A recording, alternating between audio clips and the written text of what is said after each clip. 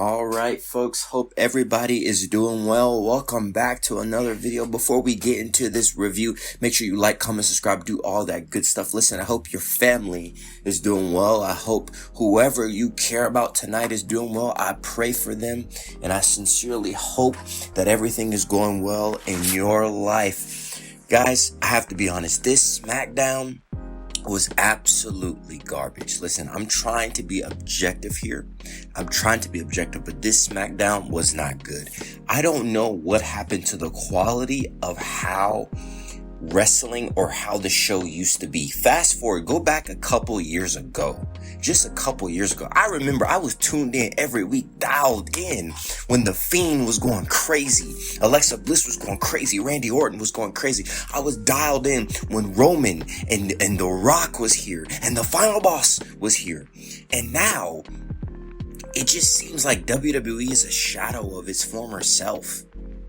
Cody Rhodes is not even main eventing Smackdown. The champion is not involved in the main event scenario. He doesn't have to wrestle. But where is the excitement? Where is the drawing of energy? Where is it going?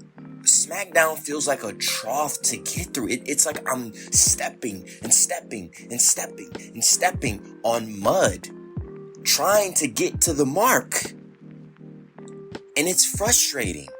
It's incredibly frustrating because this thing just feels like filler. And I'm not trying to, disparage it, but it just feels like filler. How come all of Triple H's shows are booked with so many women's matches, then the men main event in the end, and then there's just segments between it? Nothing feels major anymore. It just feels like somebody is booking a WWE 2K universe mode. And that is the sad truth. Listen, I'm just going to sum up the big things. I'm not going to get into the things that you could go to sleep and tune in 4 weeks from now and it still won't matter. The big thing was Jacob Fatu came out in the start, said he wanted Roman. Solo came out, but pretty much Jacob was saying, I can do this by myself. I don't need anybody's help. I'm going to go after Roman by myself. Then at the end of the night, they had the one-on-one match between Solo and Jacob. First off, got to give shout out to Solo and Jacob because that starting sequence, that shine, it was so good. The shine was so good.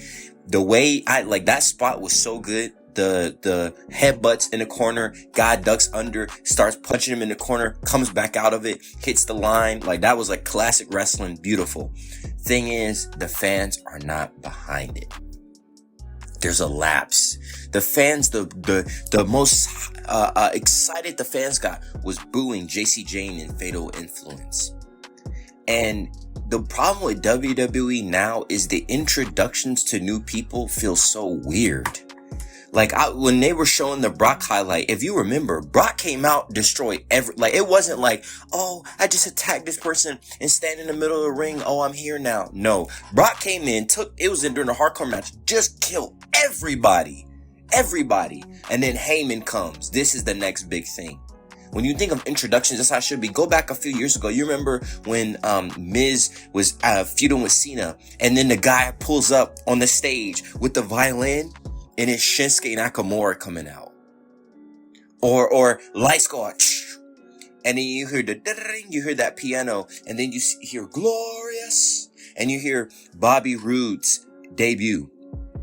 Wrestling has changed so much from that. And I don't want this to become a rant video because I know I can get up to ranting, and I apologize for all you who are listening to this. But guys, we got to do better, man. There has to be changes to SmackDown because I would much rather watch Raw. And SmackDown it's not good. It's not good. And for this to be a SmackDown after Mania, bruh, that just makes everything bad. It is not good. It is so hard to get through. Honestly, as a fan, it is so hard to get through. But Jacob pretty much set up this scenario where he beat all of the MFTs, My Family Tree, by himself. Bro, Jeff Cobb, JC Mateo, man, dude, what happened to you? This man used to be a beast. Go back to Lucha Underground, him on the indies. Now he's just they just use him as cannon fodder, bruh.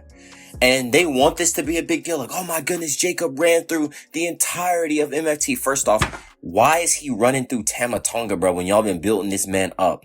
Y'all been building Tama up as he going crazy. He's defeating everybody, taking off his thing, hitting the cutthroat. And now he getting bodied by Jacob.